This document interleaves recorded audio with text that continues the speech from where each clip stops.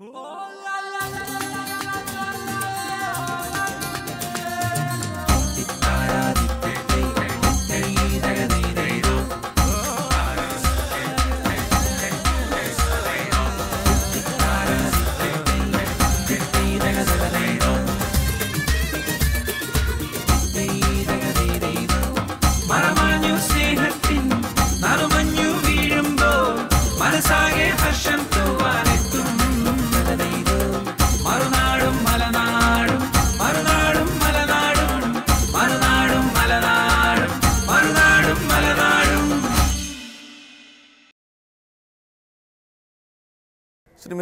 കവിത U എയിലെ ഒരു വീട്ടമ്മയാണ്. എന്നാൽ വീട്ടമ്മയായി യു എയിലെത്തിയതിന് ശേഷമാണ് അവരുടെ ഉള്ളിലുള്ള ചിത്രരചന അവർക്ക് പുറത്തെടുക്കാൻ കഴിഞ്ഞത്. നിരവധി ചിത്രങ്ങൾ വരച്ചു, നിരവധി എക്സിബിഷനുകളിൽ പങ്കെടുത്തു. ഒന്നിനും സമയമില്ല, ഒന്നും ചെയ്യാൻ കഴിയില്ല എന്ന് വിചാരിക്കുന്ന വീട്ടമ്മമാർക്ക് ഒരു അപവാദമാണ് ശ്രീമതി കവിത.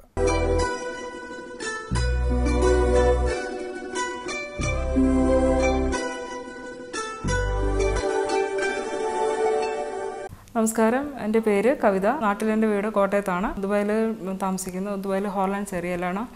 ഇപ്പോൾ ഞാൻ 2004 ഇവിടെ വന്നതാണ്. വന്നതിന് ശേഷം അക്കൗണ്ട്സിൽ ഞാൻ വർക്ക് ചെയ്തിരുന്നു. ഒരു 2-3 വർഷം ചെയ്തിരുന്നു. വരയിലേക്ക് വന്നത് ഇപ്പം 2 വർഷമായി. ഫസ്റ്റ് ഞാൻ സ്റ്റാർട്ട് ചെയ്തത് ഒരു 2003 സ്റ്റാർട്ട് ചെയ്തു. ചില ഒരു സിനിമ കണ്ടിട്ട് ചാക്കോച്ചനെ വരച്ചു. അന്ന് വരച്ചു, അത് നിർത്തി. പിന്നെ അത് കഴിഞ്ഞതിന് ശേഷം മോളുടെ പ്രോജക്റ്റ് വർക്ക് ഞാൻ ചെയ്ത് കൊടുത്തു.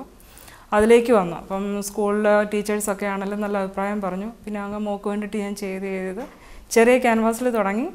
ഇപ്പോൾ ഞാൻ വലിയ ക്യാൻവാസ് ചെയ്യുന്നുണ്ട്. ആദ്യമേ ഞാൻ ക്യാൻവാസിൽ ചെറിയ പൂക്കൾസ് അങ്ങനെയൊക്കെ ചെയ്ത് തുടങ്ങി. പിന്നെ ഞാൻ നെറ്റിൽ സെർച്ച് ചെയ്തു. പല പെയിൻറ്റിങ്സ്, എത്തരത്തിലുള്ള പെയിൻറ്റിങ്സ് ഉണ്ട് അല്ലെ സെർച്ച് ചെയ്ത് അതിനെക്കുറിച്ച് പഠിക്കാൻ തുടങ്ങി. പിന്നെ ഫേമസ് ആയിട്ടുള്ള ആർട്ടിസ്റ്റിൻ്റെ പിക്ചേഴ്സ് അങ്ങനെയുള്ള കാര്യങ്ങളൊക്കെ പഠിച്ചു തുടങ്ങി. പിന്നെ അതിലേക്ക് വന്നു. സീനറീസ് തുടങ്ങി. പിന്നെ അത് കഴിഞ്ഞ് പോർട്രേറ്റ് ചെയ്തു. ഇപ്പോൾ പോർട്രേറ്റ് ചെയ്യുന്നുണ്ട്. എല്ലാ ടൈപ്പ് പെയിൻറ്റിങ്സും ചെയ്യുന്നുണ്ട്. പിന്നെ വെറൈറ്റി ചെയ്യണമെന്നാണ് എനിക്ക് കൂടുതൽ ആഗ്രഹം. ക്യാൻവാസിൽ തന്നെ ഫസ്റ്റ് ഞാൻ ആക്രിലിക്കിലാണ് ചെയ്തത്. പിന്നെ അത് കഴിഞ്ഞിപ്പം സ്ഥിരമായിട്ട് ഓയിൽ പെയിൻറ്റിങ്സ് തന്നെ ചെയ്തുകൊണ്ടിരിക്കുകയാണ്. ഒരു 3 എക്സിബിഷനോളം ഞാനിവിടെ ചെയ്തു. 3 എക്സിബിഷൻ ചെയ്തല്ല. ഫസ്റ്റിൽ ഉമ്മൽക്കോയിന് ചെയ്തിട്ടു. പിന്നെ അത് കഴിഞ്ഞ് ഷാർജ എക്സ്പോ സെൻ്ററിൽ ചെയ്തു.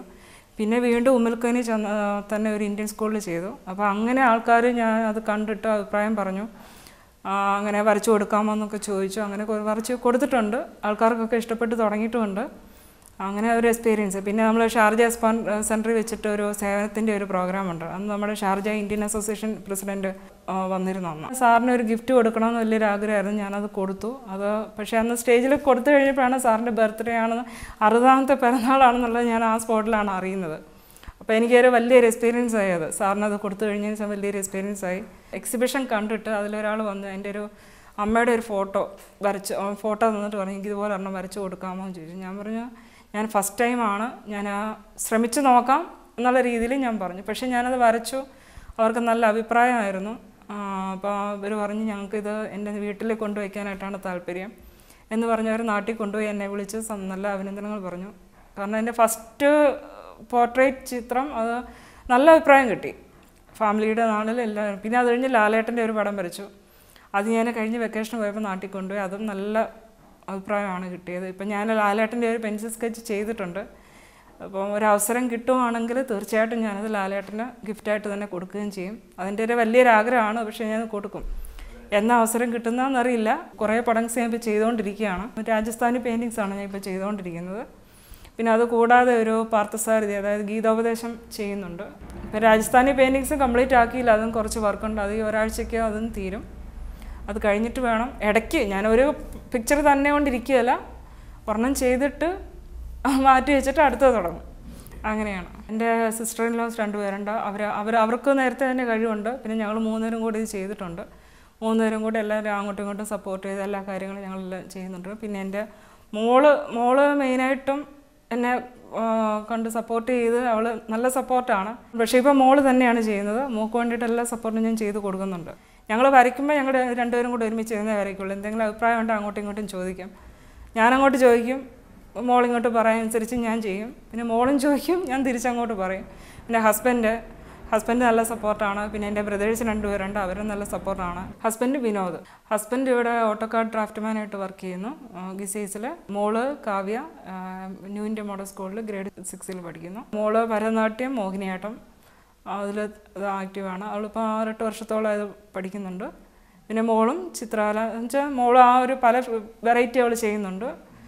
പല പല വെറൈറ്റീസ് അവളും ചെയ്യുന്നുണ്ട്. പെയിൻറ്റിങ്സ് തന്നെ, ഗ്ലാസ് പെയിൻറ്റിങ്, അങ്ങനെ മെഹന്തി ഡിസൈനിങ്, അങ്ങനെ പല പല കാര്യങ്ങളായിട്ട് അവളും എല്ലാ ഫുൾ സപ്പോർട്ട് ഞങ്ങൾ കൊടുക്കുന്നുണ്ട്. പിന്നെ എൻ്റെ മോളുടെ ടീച്ചർ, അങ്ങനെ ഒത്തിരി പേര് എനിക്ക് നല്ല സപ്പോർട്ടീവാണ്. അപ്പോൾ അങ്ങനെ ഒരു ഇതിലുകൊണ്ട് മാത്രമാണ് എനിക്കിങ്ങനെ മുമ്പോട്ട് പോകാൻ പറ്റുന്നതും. പിന്നെ മാതാപിതാക്കളുടെ പ്രാർത്ഥനയും അനുഗ്രഹവും. KWC, പിന്നെ അമ്മ, അങ്ങനെ 2-3 അസോസിയേഷനുണ്ട്. കൂടുതലും KWC വഴിയാണ്. ഫസ്റ്റ് ഞാൻ എക്സിബിഷൻ ചെയ്യുന്നത് തന്നെ ഈ KWC അസോസിയേഷനിൽ കൂടെയാണ്. അവരുടെ ഒരു പ്രോഗ്രാം ഉണ്ടായിരുന്നു. അപ്പോൾ അതിൽ ചെയ്തിട്ട് ഒരു എക്സിബിഷൻ ചെയ്തു. അതിൻ്റെ ഞങ്ങൾ 3 പേരും കൂടിയാണ് ചെയ്തത്. എൻ്റെ നാത്തൂൻമാർ 2 പേരുണ്ട്. അവരും അവരുടെ എൻ്റെ കൂടെ പെയിൻറ്റിങ്സ് ചെയ്തു. അങ്ങനെയാണ് എൻ്റെ ഫസ്റ്റ് എൻട്രി എന്ന് പറയുന്നത് അതാണ്.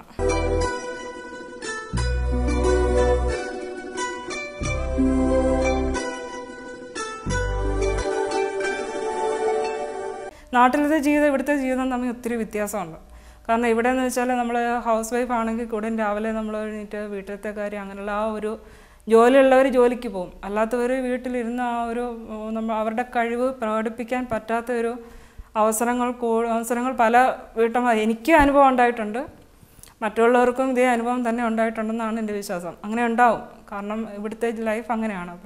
പക്ഷേ ഇവിടെ നമ്മുടെ കഴിവ് പ്രദർശിപ്പിക്കാൻ നമുക്ക് അവസരങ്ങൾ ഒത്തിരി ഉണ്ട്. പല പല അസോസിയേഷൻസ് ഉണ്ട്. അങ്ങനെ പല അങ്ങനെയാണ് ഞാൻ ഈ ഫീൽഡിലേക്ക് വന്നതും. എനിക്ക് ഒത്തിരി പേരെ അങ്ങനെ പരിചയം ആയിട്ടുണ്ട്. എനിക്ക് പല ഓപ്പർച്യൂണിറ്റീസും അങ്ങനെ കിട്ടിയിട്ടുണ്ട്. അപ്പോൾ നാടാണല്ലോ, ദുബായ് ഇതാണ്, നമ്മൾ ആ രീതിയിൽ ജീവിക്കുകയാണെങ്കിൽ, അങ്ങനെ മൈൻഡുള്ളവർക്കാണെങ്കിൽ അങ്ങനെ ജീവിക്കാം. പക്ഷെ അല്ലാത്തവർക്കാണെങ്കിൽ നമ്മുടെ നാട്ടിനെ പോലെ തന്നെ ദുബായിയെ ഈ വെളിരാജ്യത്തിനെ നമുക്ക് സ്നേഹിച്ച് കൊണ്ടുപോകാൻ പറ്റാവുന്നതാണ്.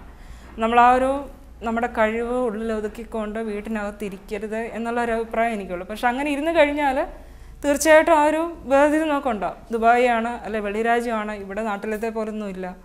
പക്ഷേങ്കിൽ ഇവിടെയാണെങ്കിലും ഓപ്പർച്യൂണിറ്റീസ് നമുക്ക് ഇഷ്ടംപോലെ ഉണ്ട്. നമ്മുടെ കഴിവ് മാക്സിമം വിനിയോഗിക്കുക.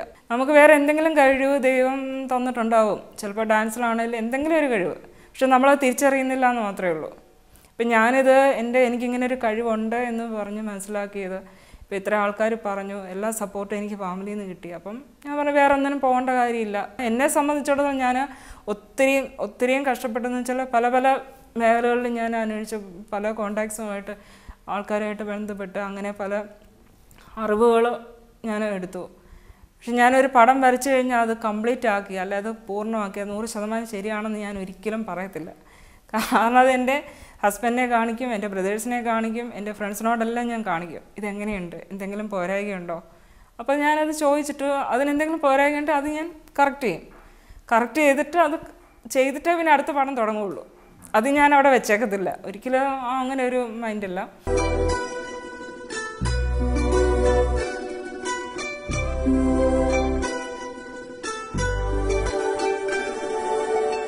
മൂന്നാല് സ്ഥലങ്ങളിൽ ഞാൻ അക്കൗണ്ട്സിൽ വർക്ക് ചെയ്തു.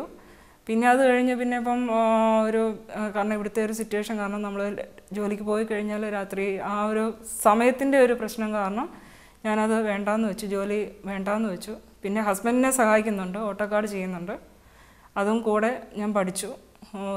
ഒരു വർഷമായി അതും പഠിച്ചിട്ട് ഹസ്ബൻഡിനെ ഹെൽപ്പ് ചെയ്യുന്നുണ്ട്. പിന്നെ അത്യാവശ്യം ടീച്ചിങ് എനിക്ക് വലിയ താല്പര്യമുള്ള കാര്യമാണ്. കുട്ടികളെ പഠിപ്പിക്കുന്നുണ്ട്. കുറച്ച് കുട്ടികളെ കൂടെ ക്ലാസ് അവർക്ക് കൊടുക്കുക, എൻ്റെ അറിവും കൂടെ അവർക്ക് കൂടെ പകർന്നു കൊടുക്കുക, അവരെ കൂടെ പ്രൊമോട്ട് ചെയ്ത് കൊണ്ടുവരിക എന്നുള്ളതാണ് വിഷയം. കുട്ടികളെ മാത്രമല്ല, താല്പര്യം ഉള്ളവർക്ക് നമ്മളത് ചെയ്തു കൊടുക്കും. കുട്ടികൾക്ക് അറിവ് പകർന്നു കൊടുക്കുക, അത് തന്നെ ഒരു വലിയ കാര്യമായിട്ടാണ് എനിക്ക് തോന്നുന്നത്.